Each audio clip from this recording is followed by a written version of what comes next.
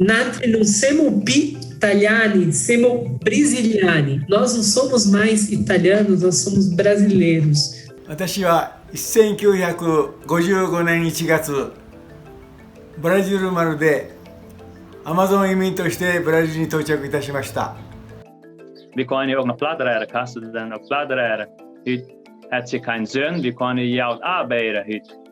Det vägen i Tauhait. Então essa é a nossa língua mãe, a nossa língua materna. Ahla sahla, para casar.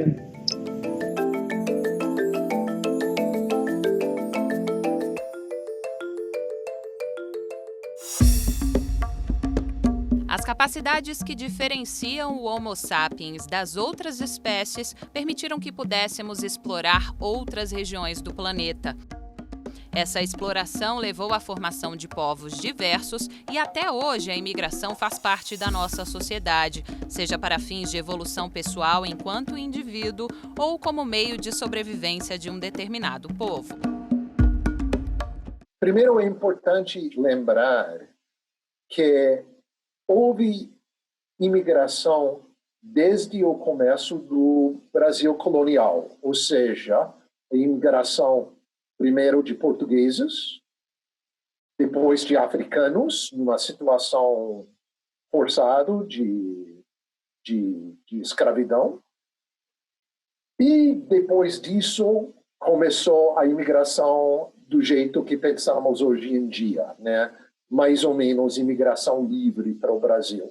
As migrações livres no Brasil, elas começaram a partir do século XIX. O Brasil tem o primeiro decreto de abertura dos portos para que trabalhadores livres, que não os escravos, né, viessem ao Brasil. Mas é, sobretudo, no final do século XIX e início do século XX, que o Brasil começa a receber os chamados primeiros fluxos migratórios, né?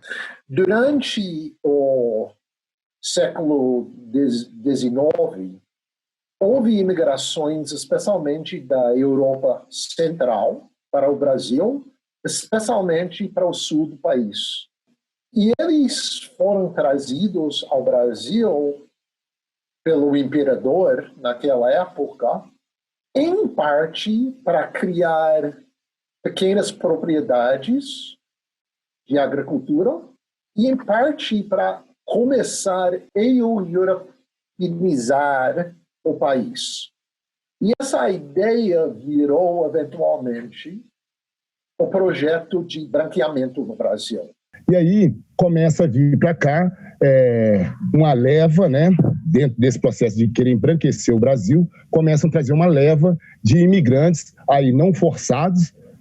Muitos deles eram atraídos para cá, tinham propagandas do governo para trazer, porque a Europa estavam em lugares de muita movimentação para a guerra, então muita gente queria sair de lá e queria vir para o outro lado do mundo, onde estava mais tranquilo em relação a esse processo de guerras aí que a gente teve na Europa, né?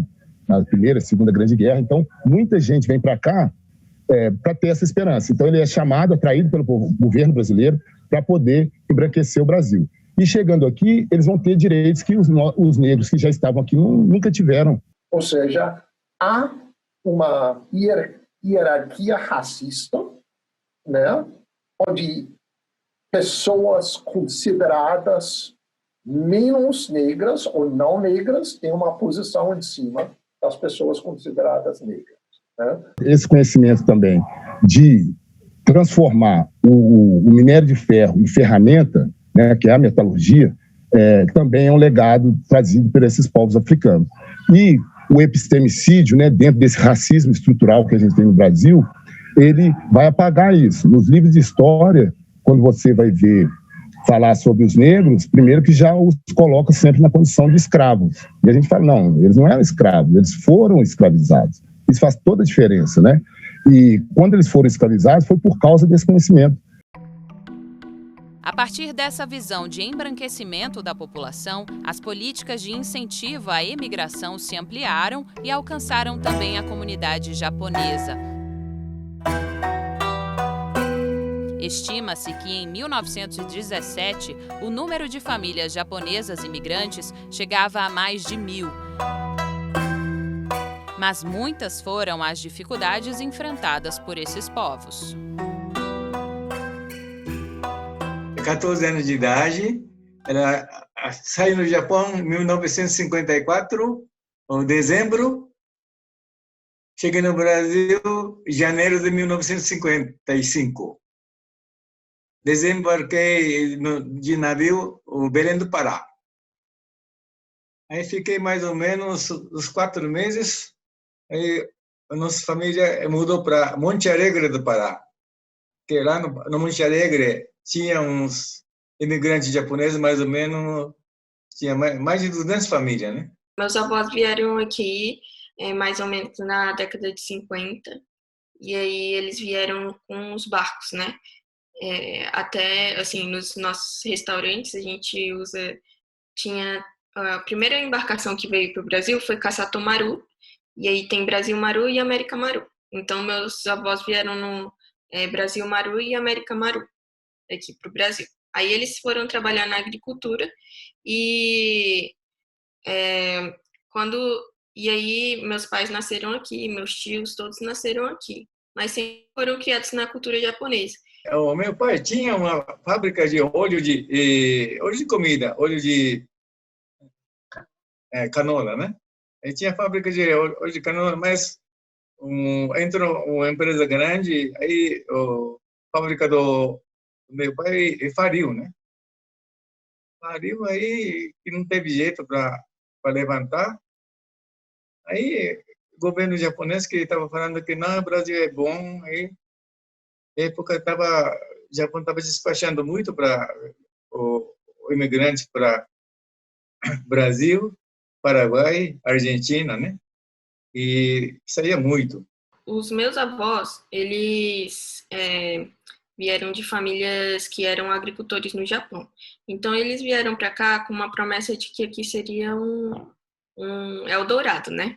E aí, quando eles chegaram aqui, também acharam que ia ser mais tranquilo, mas só que tiveram que trabalhar muito, né? Eles começaram a trabalhar com agricultura e não tinha nada, né? Eles não vieram, não tinham nada, então eles não sabiam falar português direito. Essa combinação de fatores fez com que os imigrantes olhassem o Brasil como um novo lugar de oportunidades para construir seus projetos migratórios e ter a garantia de tentar mobilidade social, recuperar um capital de classe, ou seja, aí as motivações são as mais diversas possíveis, né?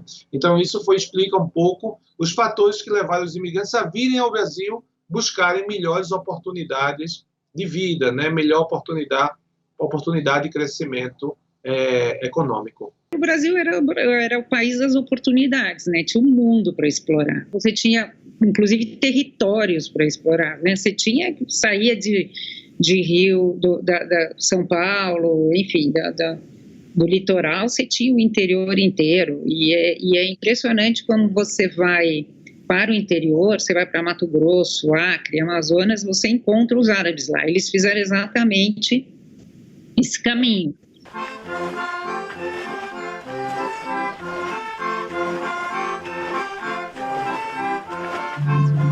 Nós estamos 152 anos no Brasil. Então, quem veio primeiro de uma região chamada Pomerânia, um estado independente da Europa, foi meu trisavô e o meu bisavô em 1868. Houve um convite, então, do governo brasileiro, com cartazes, venham para o Brasil. Lá tem uma terra própria, plana, fértil e barata. Poxa, então foi uma luz no fundo do túnel, um sonho, e eles vieram para cá. Só que, chegando aqui, não era tudo aquilo que foi prometido nesses cartazes, nessas propagandas lá na Europa.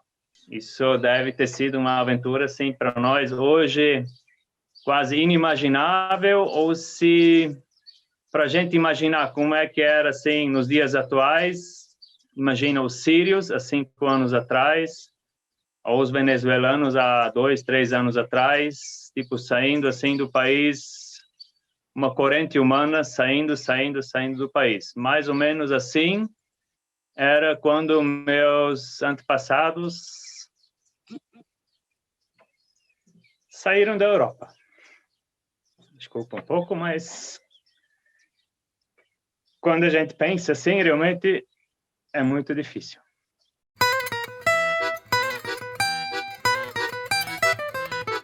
As memórias que eu tenho me foram transmitidas pela minha avó, minha nona, na realidade, né?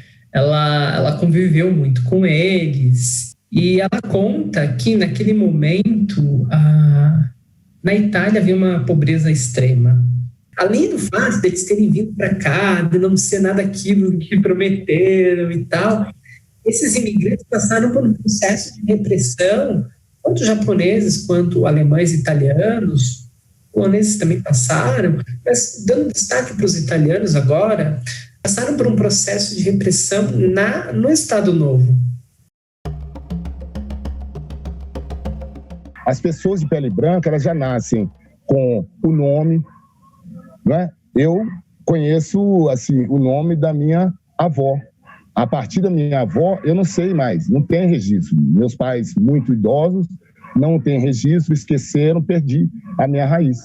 Então, essa é a grande dificuldade, que quando a gente chega nesse ponto, você tem que começar tudo do zero, enquanto esses outros grupos de imigrantes, eles já chegam já com alguma base, não é? Com mais acesso à escola, com mais acesso à educação superior, que é um diferencial. Além dos europeus e asiáticos, boa parte dos imigrantes que também veio para o Brasil em busca da promessa de melhores condições de vida foi composta de árabes. Essa denominação inclui falantes de língua árabe de diversas nacionalidades e que aqui no Brasil tiveram sua maioria entre os libaneses e sírios. Esses povos começaram a desembarcar no país no final do século XIX, com grande fluxo migratório registrado no início do século XX. Meu pai, um mascate como era, com mala nas costas e vendendo coisas, armarinhos e objetos de grande estima para o pessoal do interior, foi vender na loja do meu avô, foi onde ele conheceu a minha mãe e assim se casaram, enfim, é uma história um pouco típica dos imigrantes árabes que chegaram no Brasil. Atualmente, quase 12 milhões de brasileiros são árabes ou descendentes de países árabes, incluindo Síria, Líbano, Egito, Arábia Saudita, Jordânia e outros. Eles se estabeleceram, sobretudo, nas regiões Nordeste e Sudeste do país e a maioria deles trabalha ainda hoje com o comércio, demonstrando a forte herança dos ancestrais imigrantes. Apenas 0,9% deles se declara islâmico ou muçulmano. Os primeiros imigrantes italianos chegaram ao Brasil em 1870. Atualmente, há mais de 30 milhões de brasileiros descendentes de italianos e a maioria deles está presente nas regiões Sudeste e Sul, principalmente em São Paulo, no Paraná e no Rio Grande do Sul. A imigração japonesa no Brasil tem como marco inicial a chegada do navio Kassato Maru, em Santos, no dia 18 de junho de 1908. 50 anos depois, o número de japoneses e descendentes no país já somava mais de 404 mil pessoas. Atualmente, mais de 2 milhões de japoneses e descendentes vivem no Brasil, o que representa a maior comunidade Nikkei fora do Japão. Os primeiros imigrantes alemães chegaram ao Brasil ainda no reinado de Dom Pedro I, estabelecendo-se principalmente no sudeste e sul do país. Nesses locais, eles criaram algumas colônias alemãs, como São Leopoldo, Blumenau, e hoje cerca de 5 milhões de descendentes alemães vivem no Brasil. Provenientes da região localizada no norte da Alemanha e da Polônia, os pomeranos embarcaram para o Brasil pela primeira vez ainda em 1856. Atualmente, cerca de 300 mil descendentes de pomeranos vivem no Brasil, sobretudo nos estados do Espírito Santo, Santa Catarina, Rio Grande do Sul e Rondônia. É impossível precisar o número de africanos trazidos durante o período do tráfico negreiro, que ocorreu no país entre os séculos XVI e XIX.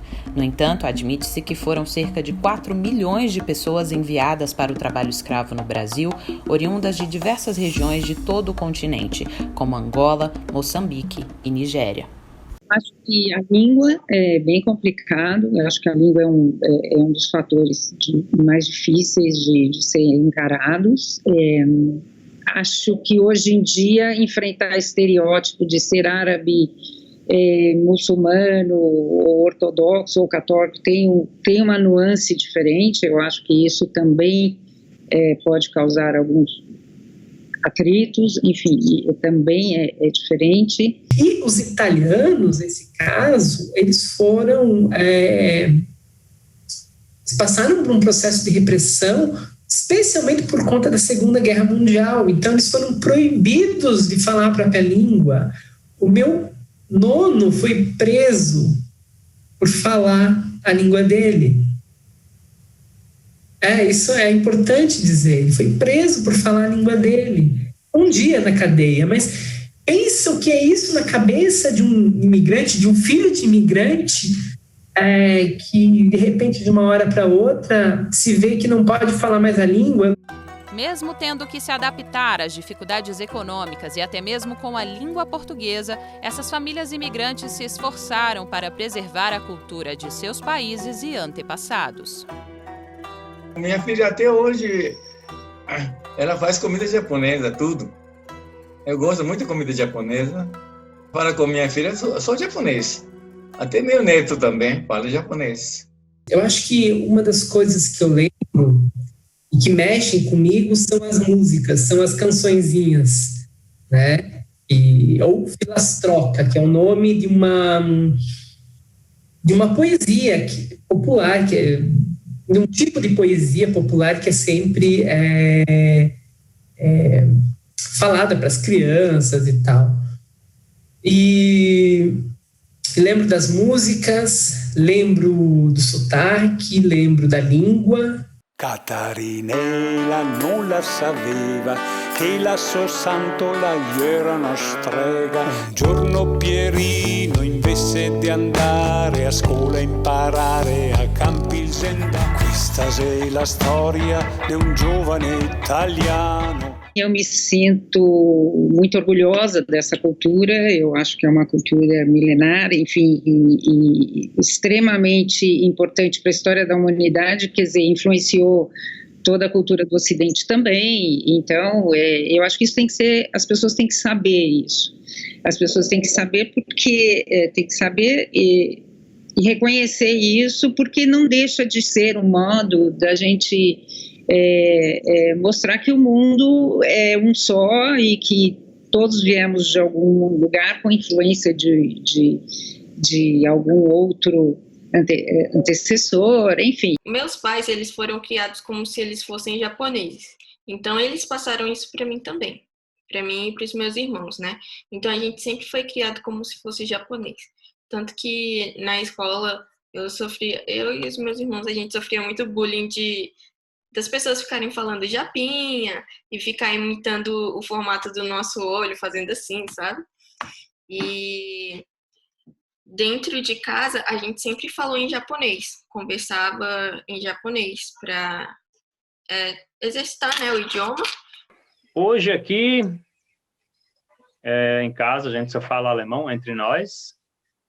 Apesar de nós falarmos alemão, eu ainda sei falar o pomerano. O que tinha, sim, é a ideia de manter algumas tradições, claro, manter os costumes. Obviamente, na casa dos meus avós, falávamos árabe, eles falavam árabe, a comida absolutamente típica, fui criada com quibe, esfirra, folha de uva e coalhada, enfim, como toda boa comida árabe, inclusive, né?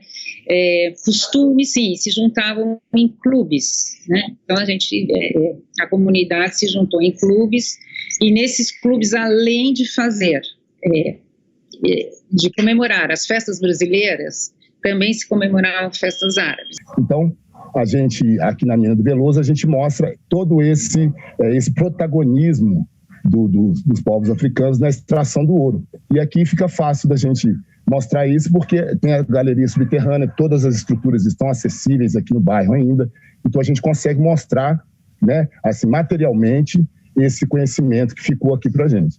Além da tecnologia da mineração, eles deixam aqui também a tecnologia da metalurgia, porque as ferramentas, a gente tem algumas amostras aqui de ferramentas feitas há 200, 250 anos atrás e que estão em perfeito estado.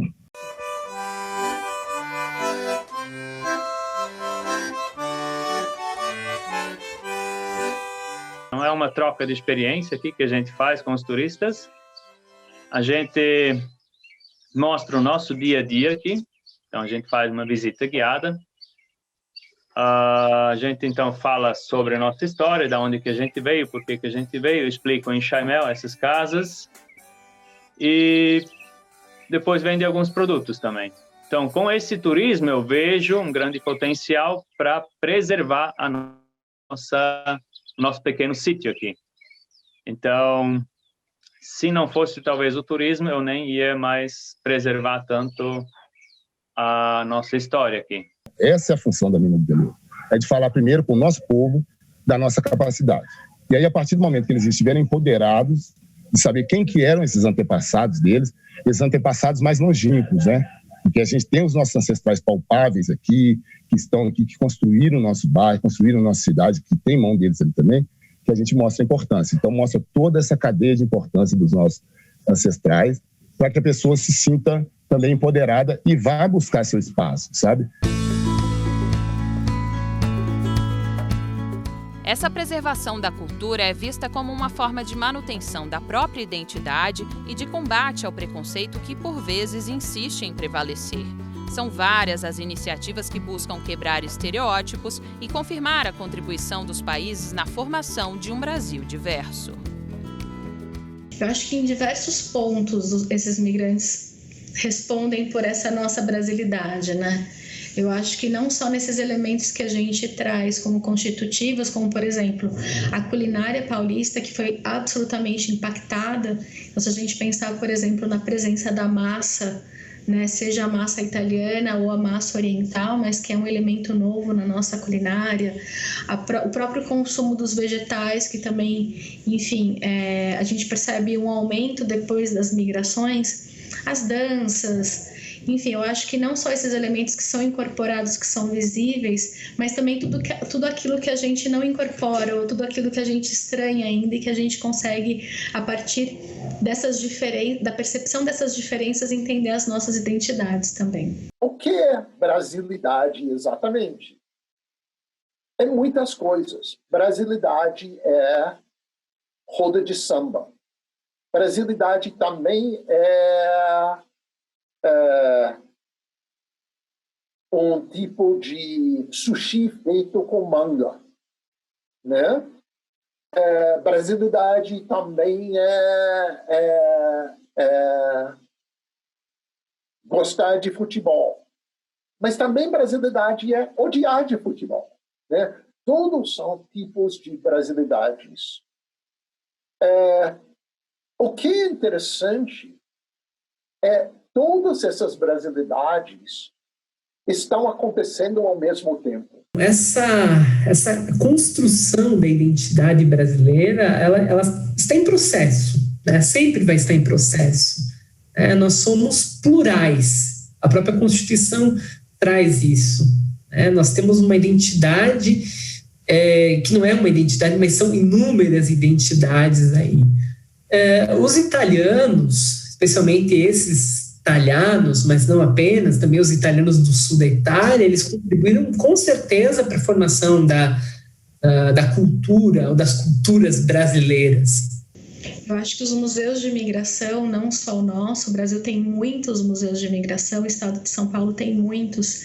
Eu acho que eles trazem para o debate justamente a importância de olhar e de abrir as fronteiras para o outro, né? O quanto que os países crescem, o quanto que as sociedades elas se aperfeiçoam conforme esses contatos vão sendo estabelecidos. Reconhecemos que um país forte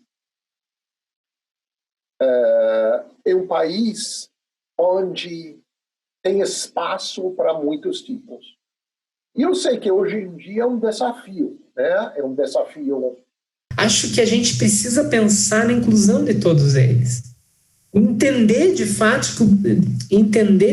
que o Brasil não é uma cultura homogênea e não é uma só língua, não é uma só identidade, mas que é um país continental e plural. Então, o trabalho que a gente faz é, primeiro, de conscientizar da importância das migrações e também colocar as experiências em contato, as experiências do passado, né, uma vez que no passado também houve, né, muitas situações de preconceito, como, por exemplo, com os italianos, que hoje são super consolidados na nossa história, mas que sofreram muito preconceito quando vieram.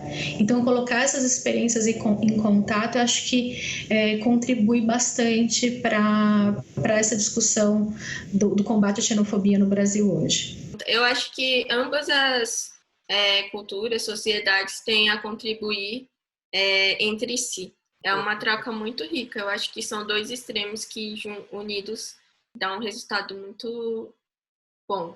Quando as pessoas sabem o que elas são, de onde vieram, elas dão mais valor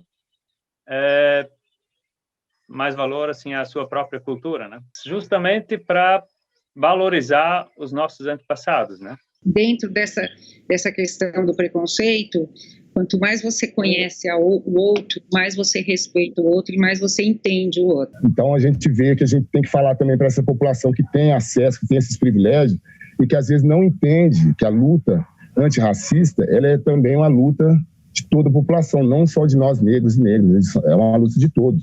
Então, aqui na Minas serve para isso também, para chamar essas pessoas para poder nos ajudar nesse processo de combate ao racismo. Eu acho que quanto mais a gente ampliar o nosso conhecimento, mais a gente vai compreendendo a importância de receber essas pessoas, a importância de ser recebido em outros países também, o quanto que as migrações, elas contribuem e enfim, existem dados, existem estatísticas. Eu acho que quanto mais aberto a gente for, melhor para todo mundo.